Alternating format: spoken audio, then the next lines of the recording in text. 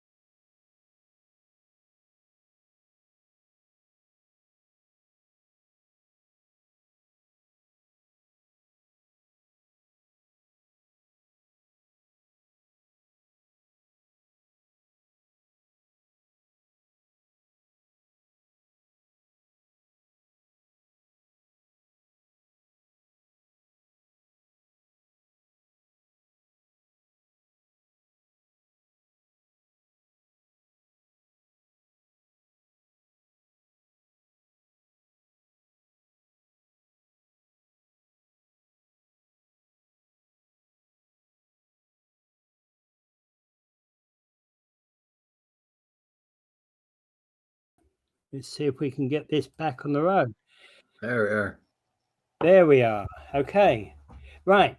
So this Blue Monday, right, started out 20 odd years ago as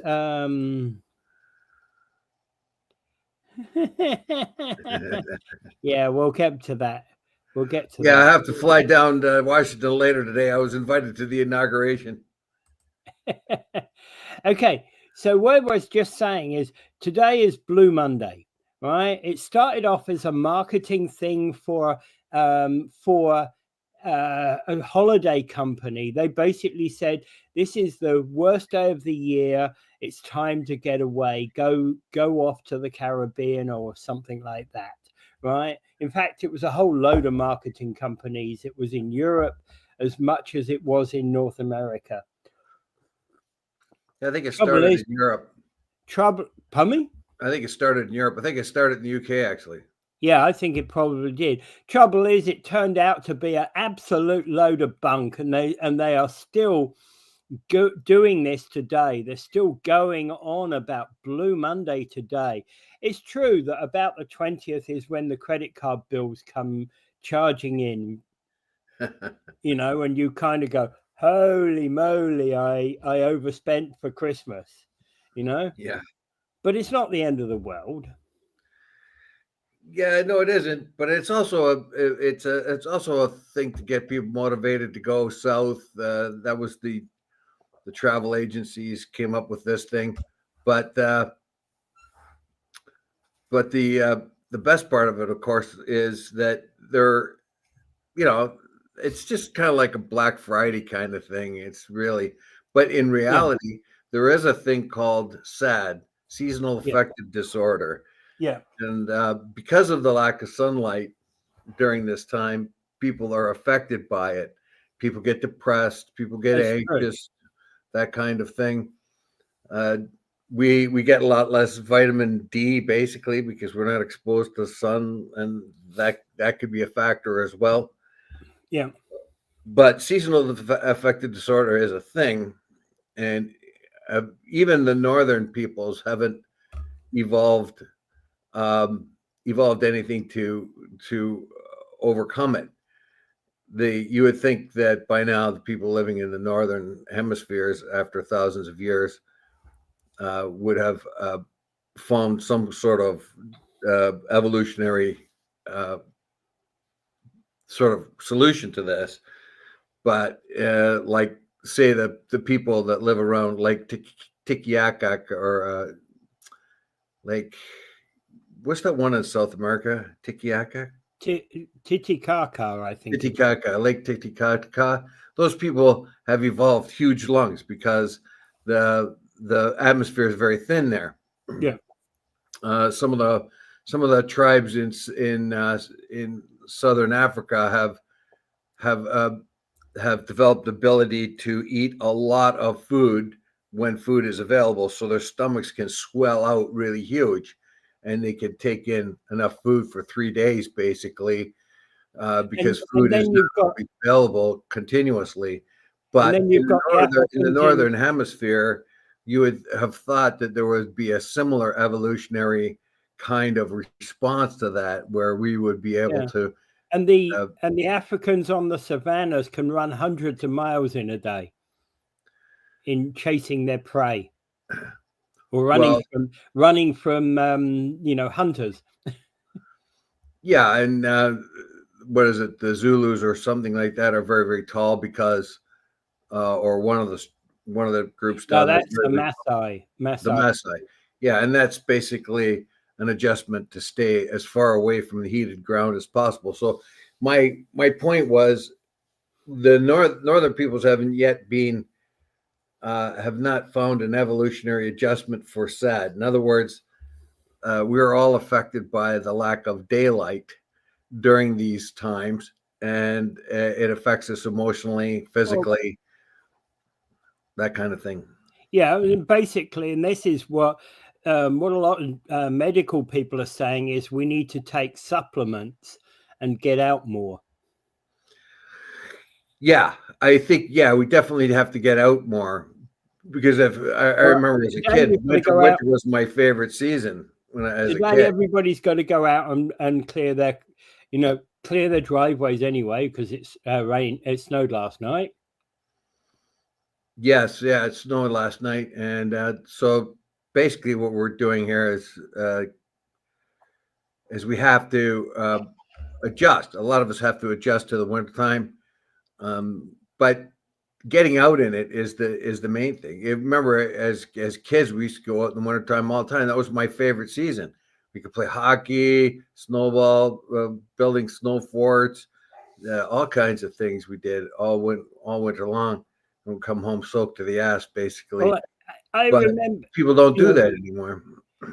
I never, living in southern England, I never had an opportunity to build anything more than a snowman about this big, right? About 6 inches tall in southern England, and it would last for maybe 3 hours if you were lucky. So of course, when I came here, and the first thing I did with my son in this house, we built this massive 12-foot snowman. I thought you would have. I thought because you came from England, you might have built Stonehenge. Stonehenge. No. We built this 12-foot snowman. Getting that head on that guy was nigh on impossible. Yeah, that's the kind of thing you got to do. Go out there, build some. Get out in the winter and do stuff. Yeah, that's it was a one and only event, though. Yeah, but supplements is another thing too. It's important to realize that one of the reasons why we have white skin up in the northern hemispheres is because we can't we don't have enough sun to make vitamin D. So the white skin has allowed us to absorb more sunlight and create more vitamin D, whereas other peoples don't need that because they need more of a protection against the sun because they're exposed to it more often. So they develop pigments in their skin. So vitamin D is very important to anyone living in the northern hemisphere. So that might help a little bit if you up your vitamin D take. That may help with SADS disorder, but you do get depressed, and this is a time where the mental health agencies around Niagara, like Pathstones, they find an increase in demand for their services. At the moment, there are of course, we've got lamps and things like that, which are supposed to help with seasonal affectiveness disorder. Yeah, but that's just I've never felt any problems about that kind of thing. But hey, yeah, it's more affected when you get into places like Finland, Sweden, and Norway, where they're really up there. Yeah, and places in Russia where they feel that, and the opposite during the summertime. Like there's seasonal affective disorder is also the other way around when there's not enough darkness for people to get sound sleep. So it's very problematic in the very northern hemisphere, the higher north you go, where people can't sleep because the sun's out for 23 of the 24 hours. Well, Mike's got a solution. Play foot stomping music and drink. There you go. From morning till night, just go at it. Do what the Vikings do. Get in a ship and come raiding. Well, I was going to say, that's how they beat winter. Sex and pillaging probably goes alongside that, right? Yeah. Well, right now there's going to be a Blue Monday for half the population of the United States today when Donald Trump gets inaugurated. Yeah. But the other half of the population is going to be elated, and one half of the population is going to be blue. Donald Trump won the popular vote by 1.6% or something like that, or 1.3%. So the country is really just split right down the middle. You have people in dire fear and other people's in elation. So we'll see what happens there. We'll see. Maybe even today we'll have announcements on how much tariffs are going to be dumped on Mexico and Canada. Well, actually, not just Mexico and Canada. I was looking at like they're talking about tariffs for places like India, places like Australia, European Union, and they're talking about tariffs that might well be higher than 25%. They're talking about ours. Well, Trump says he wants to tell everybody he's the boss man, and everybody's got to kowtow to the United States. I'm not so sure that's a good plan because the United States is going to need a lot of allies, and we're all going to have to be in the same boat. I'm not going to disagree with you when it comes to China. So when you get Australia, New Zealand, Canada, the UK, Western Europe, and other allies have to be solidly in line. If you start start pushing them around, then that weakens the fabric of allegiances that the United States itself has built up. Yeah. And what you want to do is say, okay, we'll put tariffs on the bad guys over there, but we're okay. We'll see what happens then. Yeah, and I don't expect it will necessarily happen like today. It won't happen at 6 o'clock or something like that. He says the first day. First day in office. I don't know. Maybe. So we'll see. We'll see what happens. And then I think in 10 days' time he'll suddenly wind him back because he'll suddenly go, "Holy shit! Everything's going up in price." Well, the Canadian negotiators that have already begun to talk to Trump's team has found that because, well, it's just started, so they're very disorganized right now, very much like when they were when Trump first got into office and he he put out more. renegotiated NAFTA. He put out more The Trump side of the team was very disorganized. Yeah, he put out more presidential decrees than any other prior president in his first 100 days. Yeah. Now, what we're in, Mike Cushman says, USA voted for chaos, let it all happen, allow him to do whatever he wants, let it all go. Well, we have to also remember the United States has a process. They have senators, they have congressmen. Each person has to be very careful about their own jurisdiction. If a tariff is bad for their jurisdiction, if they trade with Ontario, let's say Minnesota trades with Ontario and has a vibrant trading treaty with Ontario, then to put tariffs on things coming in from Ontario may not be good for them. And the tariffs going back the other way too. So each congressman, each senator has their own view of what's going to happen. They certainly do not want their own particular state or jurisdiction to be, negatively affected by tariffs. Yeah. So we, we'll see that. That goes for everything in the States, even though Trump owns the power of the Senate and the Congress. He still needs their approval.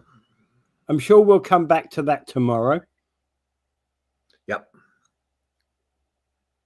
Another thing I like to add right now is we have a peace deal in Gaza, or at least a ceasefire in Gaza right now. Yeah, and actually that's true. The Israelis have actually even agreed it. Yep. And although the Israelis just think it's a ceasefire and they could start up anytime they want, however, on the other side in Gaza, they figure this is the end of it. At least they're hoping so.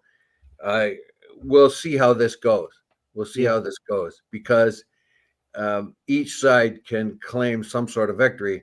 What is true, as Blinken has pointed out, that every time they kill a Hamas soldier, two more young men stand up to take his place and fight the Israelis. Right now, they're fighting for their people, not so much the ideology of Hamas, but they are not losing any soldiers at all. And because it's no longer about ideology. Very long time if they don't bring a ceasefire soon. So this is.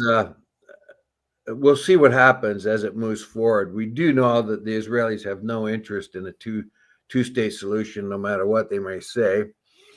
They want to push all the Palestinians out of the West Bank and Gaza eventually, and also take pieces of Lebanon and Syria if possible. But because there is the Zionist idea of a greater Israel, so we will see. We will see what happens. We have an Israeli population that enjoys a very prosperous and democratic government, but that democratic government is only for an ethnic, religious ethnic group. It doesn't include too many others. Oh, good morning, Karen. Hope you like that video I sent you. Okay. All right. Coming back home. Now, Carney is stumbling on carbon taxes, and Freeland and Gould want to pledge carbon pricing changes.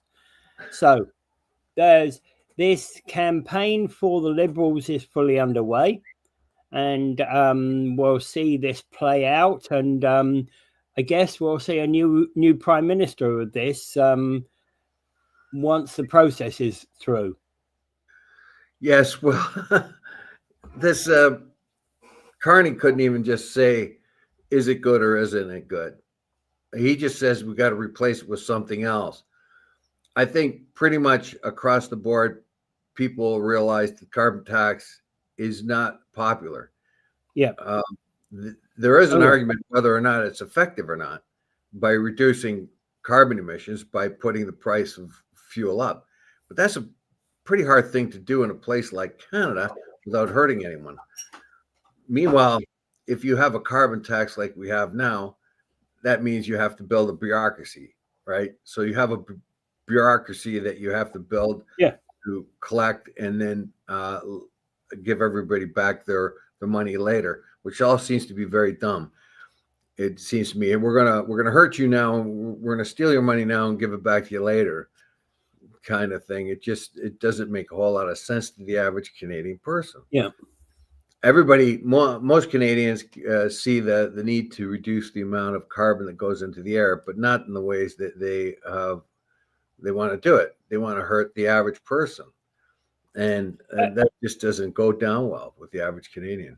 Okay, so first of all, let us point out that this opinion article about Carney stumbling out of the gate on carbon taxes comes from the Toronto Sun. So, of course, that's a true blue paper. You wouldn't expect them to say anything good about the Liberals, whereas the questions about Freeland and Gould have come from the Star block of papers, so you wouldn't expect them to say anything bad about the Liberals either, would you? No, yeah, you have to. That's a. If you read both of them, you probably get the right idea. So I stay away from the Sun and the Stars because one is the red star and the other was Sun is basically As the blue, right as wing deep banner. blue as it is, yes, I know. Yeah, I know. Yeah. So each one of them has an agenda, and so it's important if you read the same story about the same subject from the Sun and the Star and put the equation to it, you'll probably come to somewhere where it is more or less truthful. Sadly, both these papers have an agenda, and that doesn't do us well very often. Okay, so the other thing to note here is we all know who Freeland is, and we all know who Mark Carney is. The other one who's a leading hopeful here seems to be Karina Gould, who's announced that she was stepping down as government house leader to focus on the race and pledge for a better to better reflect young Canadians. So she's kind of, they're putting these three up, I guess, as the leading lights in the campaign. Yeah, and they're taking away Poilievre's number one issue, carbon tax election, axe the tax. Both of Gould and Freeland say they're going to eliminate the tax, or at least take it away from the average. You see, the problem here is it might be a promise that doesn't come to fruition until after the election anyway, because it will take them some time to rethink what that tax will be, given that it's been around for quite some time, and in order to replace it, they'd have to, unless they've got a plan already. Yeah, see, Gould is also you're going to find the Liberal platform is going to be very much like the Conservative one is, or it's going to be adjusted towards the Conservative. Yeah, because all three main party, particularly the first two, Freeland and Carney, realized they're going to have to do something about the carbon tax. So what they're going to do is they're going to try to take that issue away from the Conservatives when the election does come, because they're going to say, oh, we're going to make adjustments, we're going to change it. And then you've got Gould, who says something like, I think she says she wants to cut back, really look over the capital gains tax increase. Capital gains income tax increase is probably not a very good idea. So say the Conservatives. The Conservatives think it's a very bad idea. Yeah. But the government's being really taxed for cash, pun intended. You know, so they're looking for different avenues. And when they say capital gains, they think that the average Canadian will think that's okay because capital gains is mostly for rich people.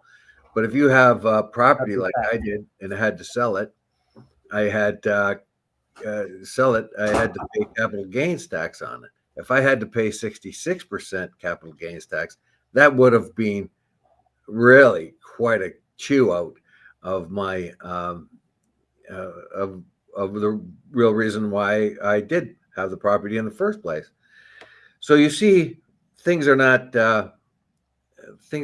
really as they seem. Right away, we find as soon as this campaign begins, they're dropping all kinds of things that the Liberals are not popular for. That is the carbon tax, the capital gains tax.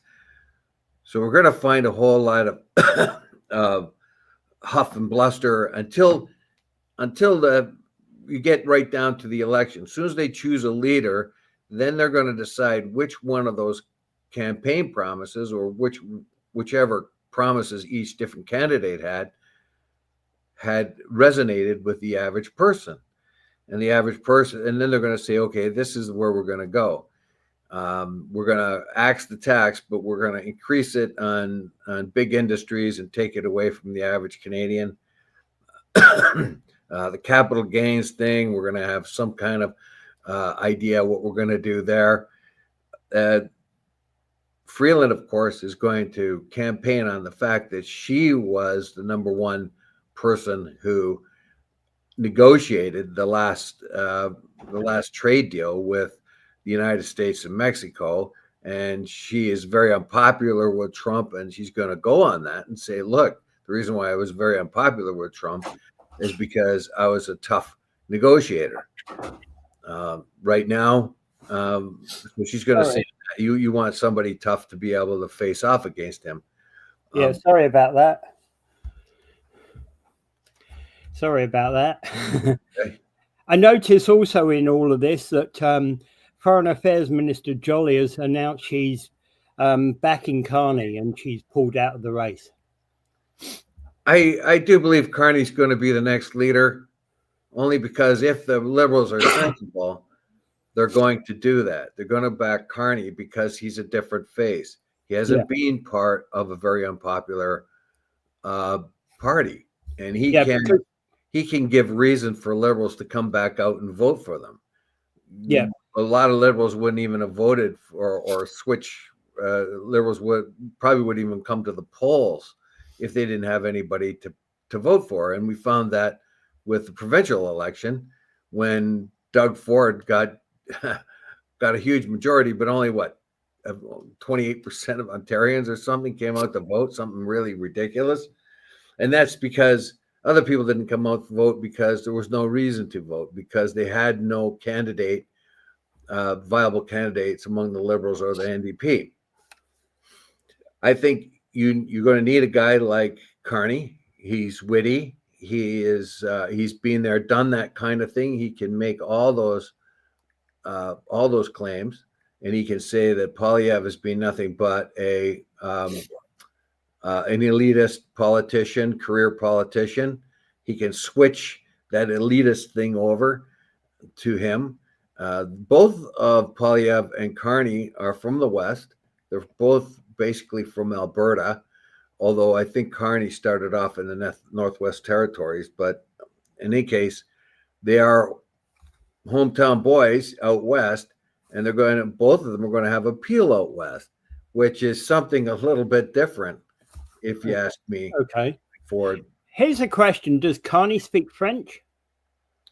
Yeah, he wouldn't be there if he didn't. Yeah, I would have thought so, but I've never heard him speak French. No, I haven't either. Yeah. So, we know Freeland does. Yes, yeah, she speaks, and you can't have a leader of the party without having someone speak French. Yeah. Unfortunately, that reduces the amount of talent you can use for your PM. Yeah, personally, I know that's what's worst about this is why can't we have a person, a translator follow the leader around 24/7? Well, it's just like if the leader was French and didn't speak English, Yeah, exactly. and then I have no issue either way. I think that a French speaker should be able to be prime minister and carry a translator with them in 24/7, and vice versa. yeah, that's. I'm looking it up right now. Yeah. Anyway, the whole point is that I think that Carney, if Carney wins, it does potentially bring the Liberals back up in the ratings, but I don't know that it will necessarily win them the election. All right, check this out. This is something I didn't know. Carney speaks fluent French. Okay, so that's taken. Okay. But this is what I don't particularly like. In addition to his Canadian citizenship, he also holds Irish and British citizenship. Mm-hmm. Will that he has those? Will that give him a bias?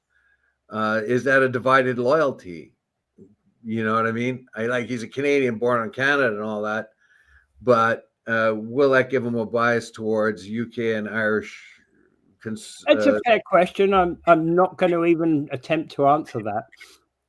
Yeah, I know it's not the same as an American, a Jewish American having an American passport and an Israeli passport, because all Jews have the right of returns according to the Israeli government. So any Jew anywhere in the world can come to Israel and get a citizenship. Yeah, because they have the right of return. But that definitely would give them, in American politics at least, would give them a divided loyalty. And but in this particular case, I don't think it's much of an issue. It's just that he's a pretty interesting guy. Okay, so we've had a few comments here. So Mike is saying that look at what they did. Everyone changed to natural gas, heat your house, so we do, and then they carbon tax you for that, right? And Karen's Carney believes in a World Bank. I don't know how true or false that is. Is that good or bad? And I don't know how good or bad that is. Okay, Gould is a very smart woman. May well be. I won't disagree with that. I think actually a lot of these people are very smart, to be quite honest. And Freeland is quite a smart lady as well, right? Well, we could see all the other candidates put up their hand and say, "I'm smart too." Yeah, of course, of course. Time to go get frostbite. Have a good one. Carney was chosen a while ago. He will be the one, says Mike. Yeah, and may well be. The Liberals will remember Carney dipping the interest rate in 2008 by 1.5% to ease the economy while Europe and US caved. Yeah, we're in the situation talking about economies. The potential is that, of course, the economy may well be leveling out. We may well be seeing further reductions in interest rate, which may help the Liberals as well. Yeah, was it Carney that? Although Carney isn't responsible for any of the current interest rates. Was it Carney that advised the Brits not to adopt the euro, or was that his predecessor? Oh, that's been around. No, it's nothing to do with Carney. That was Margaret Thatcher. The euro, adopting the euro? No, the euro as a currency. No, UK not adopting the euro as a currency is a Margaret Thatcher thing. Right from the outset, she was opposed to it. Yeah, but when they actually got into the European Union, before they left again, there was a point there where they were asked to adopt the euro, and they were told that whoever the Bank of England was at the time told them don't do it because there's too many flaws in it, as we saw with What Yeah, happened to Greece? There was a huge well, flop. that was an early one because, in fact, what happened is in the 90s when they set up preconditions. They said, okay, these 5 preconditions have to apply, but we also have to do it by this date in 1997. Trouble is, in 1997, 0 of those preconditions applied, and they elected to go with the euro anyway, which is a dumb thing to do because when you set the preconditions, you live by the preconditions. Yeah, I guess I'm just trying to. Just trying to.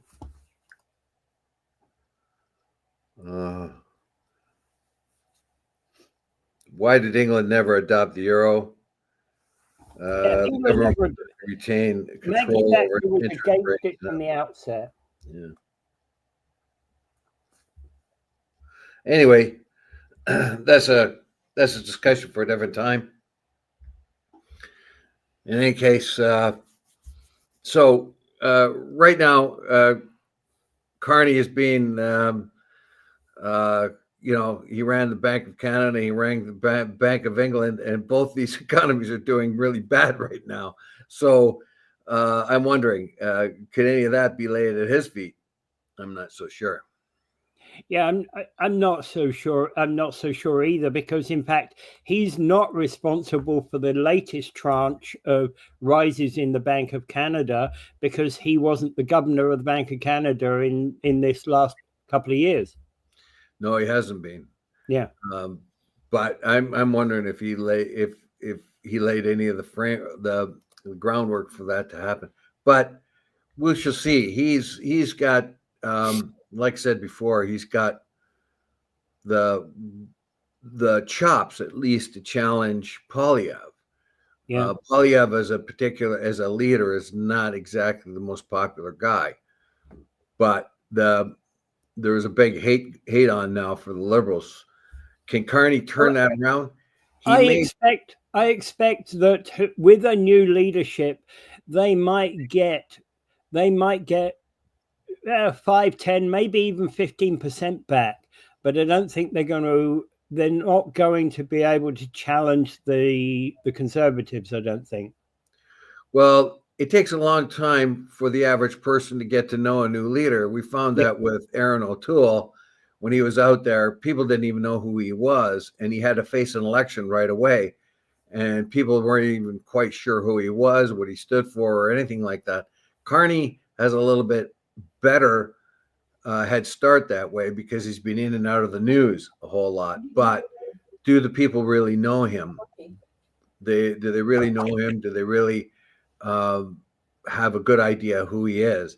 So he's going to have to get himself out there, and he's kind of done that already. He's gone into the American news agencies. He was on the Jon Stewart show there, and the reason why he does that because he knows Canadian audiences watch that,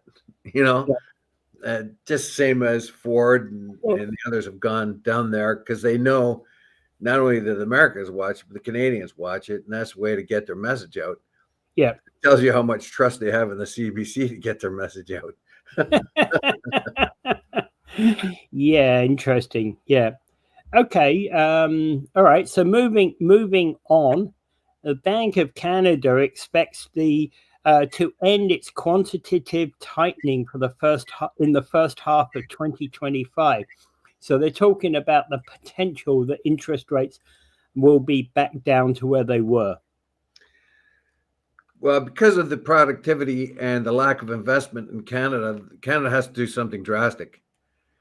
When we back off on the quantitative easing, basically, or we reduce the interest rates, we are now putting ourselves in a situation where we might reinvite inflation. And it took us long enough to get control of it the first time around. So they have to be very careful. They have to watch this almost month by month.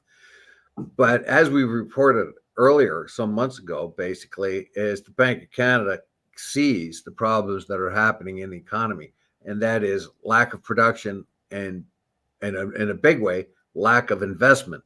Not only lack of investment from offshore, but lack of reinvestment in companies or industries here in Canada.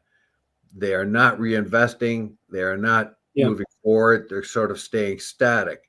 So what he's trying to do here, well, by reducing the interest rates again, is might be able to stimulate some of that. What might stimulate our economy basically is our very low dollar. One of the questions that certainly is true, that one of the things about the interest rates has been that the higher interest rates almost stopped builders from doing anything, right? No resident, all the starts almost stopped on the dime, didn't they? Yeah, now right now you have a lot of people when the interest rates went back up, have much bigger mortgages they have to pay, et cetera, et cetera. So that impacts the builders as well as just as homeowners. Yeah, it's across the board. Yeah. So it does when you put interest rates up, it does exactly what you want it to do. It slows down the amount of purchasing that's going on and kind of holds back inflation. A healthy inflation is you can't avoid inflation, of course, but a healthy inflation is about 2% per year. Ours was way higher than that. And they've brought it back down to comfortable levels. However, our economy, generally speaking, is not doing that well. So they have to do something to stimulate it. And I think it will be lower interest rates. When the government changes, it doesn't matter if it goes back to to liberals or conservatives or whatever. Once policies begin to change to become more common sense, and that's going to be, and we can see that the liberals are doing the same thing that conservatives are talking about, is common sense type of solutions to our problems. Then what you're going to find is more investment coming in from the United States, and our dollar is so low that will probably stimulate a lot of our exports. So that may help along the way. Yeah, the other thing that I do expect here in Ontario is that we'll probably have an election April or May at the very latest, I think. I would like to see one as soon as possible, because we're in a situation where we have to have a firm and solid mandate for our government to no, I'm talking about Ontario, not federal. Oh, Ontario? Yeah, we might get it. I think we'll get it. I think we'll get it March, April, May type time. Yeah, Ford got this dropped in his lap. He's been thinking about it, but but elections out of cycle are a dangerous thing. They can backfire. Well, they can be. As it did to David Peterson back in the 90s. But I've been thinking about this for 6 months now. He didn't go in the fall because he was concerned about the feds being toppled. But I think he will go in the spring once we get out of once winter's almost over, so that we can actually get a new mandate. He's hoping to get a new mandate. It might backfire on him, but I think that's what he's possibly going to go for. And the Liberals are still in disarray at the provincial level anyway. Yeah, well, it's a good time for Ford to go right now. He sees, I think he sees problems in the future that he wants to be able to get past. He probably sees a couple of rocky years ahead, and problems will maybe peak at the time where he normally would have had his election. He is quite popular right now. He is also, the other two parties are very weak. The Liberals and the NDP are very weak at this particular point. So it would be a politically astute thing for him to do. But I kind of balk at the fact that we're going to waste a lot of money on an election. And you always do, but that's, that money would be spent whether now or next year. Yeah. So if he pulls it off now, this is the perfect time for him. So I expect that it will happen. Yeah. But then again, he's got to be worried about when will the Feds have their election. Well, the Feds, exactly, but the Feds are as early as late April. But the government is prorogued until end of March. Yeah, that's what I mean. By the end of April, well, what's election season? About 2 months. So you could have one at the end of May, basically. Yeah. You could go May or June, they could go for a May or June Fed election, but he could have his over with by April. Yes. So there you have it. Well, I think it's crazy. This is going to be election year anyway. We're going to get 2 elections, I'm pretty sure, this year. I think it's crazy that they should be able to hold elections within 6 months of one another. I think the federal election is something that the province can't control, but the province shouldn't be able to hold an election within 6 months of a federal election. Ford is often has been compared to Trump in the past, and he does look like his little chubby brother, doesn't it? I think his brother would have been more the Trump supporter, but actually, when Trump first came out, Doug Ford was an admirer of his, and then he turned around when the NAFTA renegotiations come, and then he didn't like Trump anymore at all, because he seriously doesn't like him now because he feels there's a threat to Ontario. Yeah, that's what he says. I feel like I'm being stabbed in the heart by our neighbor. So no, he doesn't have any love for Trump now. No, he's got a lot of love for Ontario, it seems. So that's good with me. And might not like his policies or anything, but he's the one that's saying, "Don't bully me." Kind of the rest of the Canadian response has been kind of tepid. But Ford has come out and said, "Don't bully me, buddy. I'll bully you right back." Yeah, I like that. And that hat that he's got on, Canada's not for sale, MAGA type hat. I love that. Mind you, he's come under some criticism for that hat because apparently it's made in somewhere in the third world.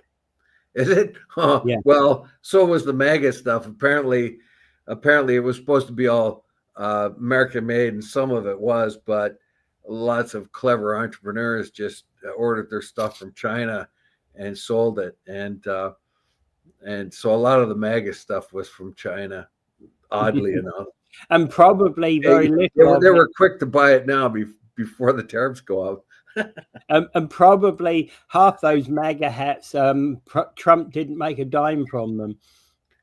I don't know if he made any money on the MAGA hats at all, but it might have. I don't know. Because basically, I don't think it's trademarked, so anyone could recreate it.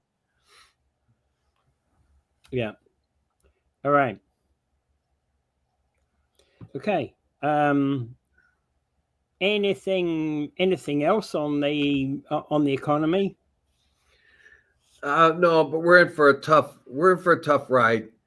I think Trump's going to dump some tariffs on us. Yeah, and on Mexico too, if for no reason else, just to kind of thump his chest and say, "Me boss, you do what I say," type of thing. And we're going to have to really stick together here.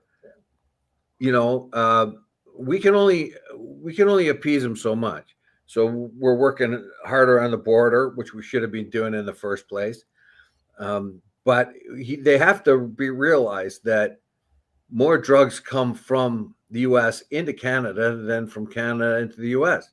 Yeah, most of the drugs that come, the fentanyl comes through Mexico into the United States and then crosses the border here.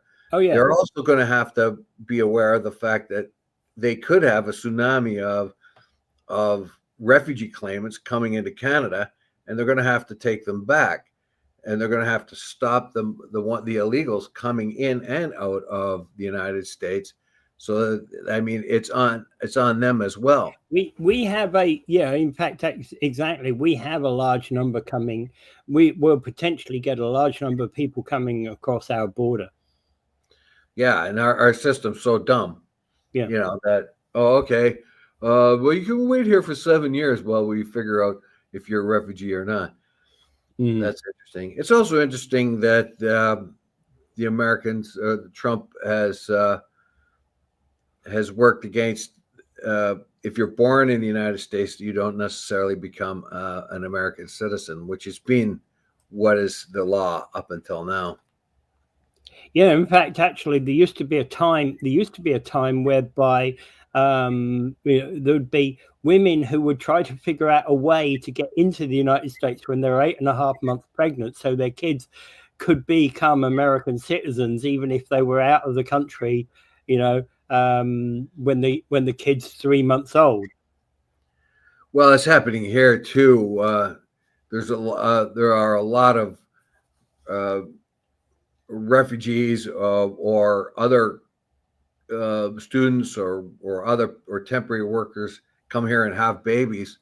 They're having all kinds of them, but they have to pay for it themselves, which put the local hospital here, especially one in St. Catharines, they don't know how to charge them.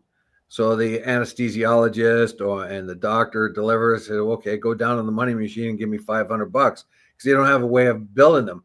They show up in the hospital to have a baby and nobody knows how to bill them because up until now, almost all the billing went through OHIP.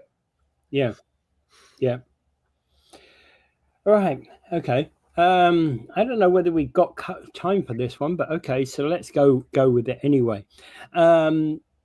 Watching diversity, equity, and inclusion die. University of Alberta is saying there's more proof that we're seeing this whole concept die.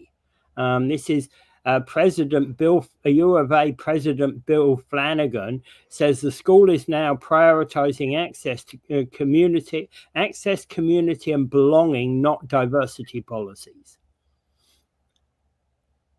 Yeah, the whole diversity, equity, and inclusion thing has gone off the rails. We find company after company after company. Well, private corporations never had to include any DEI type of policies anyway. They have done though, like Facebook had them, all kinds of companies, Starbucks, McDonald's, all kinds of them had them, and they're all dumping it. Yeah. But the university is a little bit different. They had strong DEI mandates, and they probably had committees to monitor and measure DEI as well. Well, the university claims that it's kind of readjusting that. It doesn't like that anymore, and it wants to. Oh darn it! I can't get the article up. There we go. So this is National Post, of course, and they're a little bit right-leaning, but so the university president, Bill Flanagan, basically University of Alberta president, shut down DEI as an institution, but instead it's come up with something else, which is kind of DEI-ish, which means building the mandate. Instead of DEI, it will be building access, community, and belonging. So it says here, backpedaling on diversity, equity, and inclusion initiatives is gaining traction in the private and public sectors. They blame President-elect Trump for that, but I think it was on its way even before Trump. It's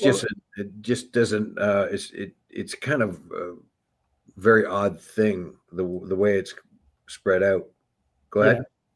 No, I was going to say there seem to be a number of differing factors about this, because diversity, equity, and inclusion is something both the region, St. Catharines, and the Niagara Falls DEI committee have all been in hot water because of some of the recommendations they've made to the municipalities. And it's probably true elsewhere as well. Now, it doesn't necessarily mean that we've actually resolved anything by or improved the diversity of our community or improved the inclusiveness of our community since we've had DEI committees. issues like government organizations always probably have more of this kind of thing anyway than private corporations, but organizations like the Law Society demand out of all the law firms in Ontario that they have DEI policy. Yeah. Basically, what are you going to do as a law firm when somebody comes in and they want a job? Who are you going to hire? You're going to hire the person that's the best at the job, no matter what color they are, right? Yeah, it doesn't matter. It doesn't matter whether they're black, green, purple, or blue. You know, that's it right. Really You're gonna hire the best of them, right? Yeah. So nowadays, that's pretty much everywhere that you're looking for the best talent. Yeah. And here it says, well, no one is threatening to defund the University of Alberta or any other post-secondary institution in Canada. I like to think the pendulum is swinging back in the direction of meritocracy. In other words, instead of having quotas and things, we're looking for merit. Those people who are capable of doing the work in a university level, not you have to have so many black people, so many Asian people, so many white, so on and so forth, so many gay people, so many this and that. So basically, if you're capable of doing the work and getting a diploma, then you're welcome. But we're not going to say we need this many and that many and this many. Remember, too, Asians were taken off the minority list in the United States because they were doing too well. So they were no longer, when they were looking for minorities in universities, they dropped the Asian category basically because Asians did too well. And so then they sort by of Asians, you're meaning white both category. Yeah, and by Asians, you're meaning both Indians and Chinese, of course. Yeah. So basically they cut them out of the metrics. Okay, well, you're no longer a minority because you're doing too well. So we're going to push you into the white thing. So we don't need to diversify ourselves in your area because you already qualify in vast numbers. So we don't have to say we have to have X amount of Indians or X amount of Chinese because or Far East Asians or South Asians because there are already a multitude of them in our universities because they qualify for being here. Mm-hmm. Yeah. Yeah, and that goes to prove that actually you don't need any policies anyway, because people will, good, excellent people will always rise to the top. Yeah, so it's you're focusing on merit, and I think that's a very good idea because once you start doing you start giving away diplomas and stuff like that without merit, then that anyone who is a person of color is going to be always hitched with that. Oh, you got your diploma just because you're a person of color, or you got an easy road because you were a person of color. You didn't have to have the same standards to get into university because you're a person of color or a gay person or something like that. That's an albatross around the neck of that person. Yeah, you don't want that. Yeah. So I think we should end up with a more diverse, diverse and equitable and inclusive policy without having DEI in place. Yes, I think I think there was good intentions behind it originally to break down the last barriers of prejudice. I can't help but think it's an American policy that came here without too much thought. Remember, too, it was women. Like I can tell you a woman I know who got in because she was a woman, because they had to hire women. Now, she completely qualified for the job, but at that particular time when she got her job with the U.S. Army Corps of Engineers, they didn't hire women. So they were forced to hire a few that qualified.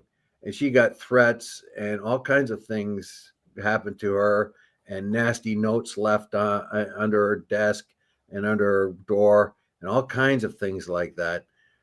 So it was necessary to get past those kind of barriers in the beginning.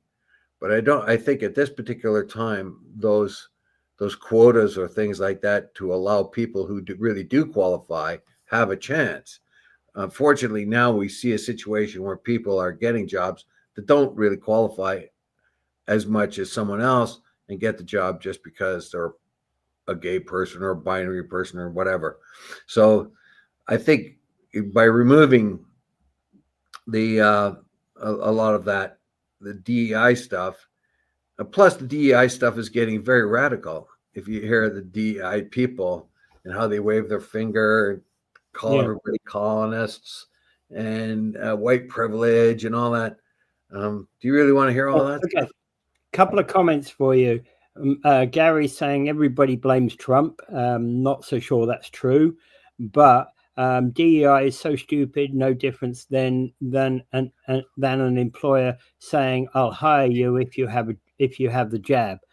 That's an element that's true as well. Unfortunately, Paul won't be in the studio today. I heard Mr. Trump saying he was going to pay a visit to the show to congratulate you. Congratulations to you, Wills. Well, that's right after I get back from the inauguration. I'll see him at the inauguration later today. Yeah. All right. So I think we can call Air Force One's on its way right now to pick me up. I can see we're going to call it quits at this particular point. I've got something that I'm going to have to deal with emergency. All right. Okie doke. Happy shoveling. Yeah. All right. Okay. Bye. Bye. Oh, without further ado, I bid you adieu. Thank God for this ceasefire. Let's only pray that it carries on. Yeah.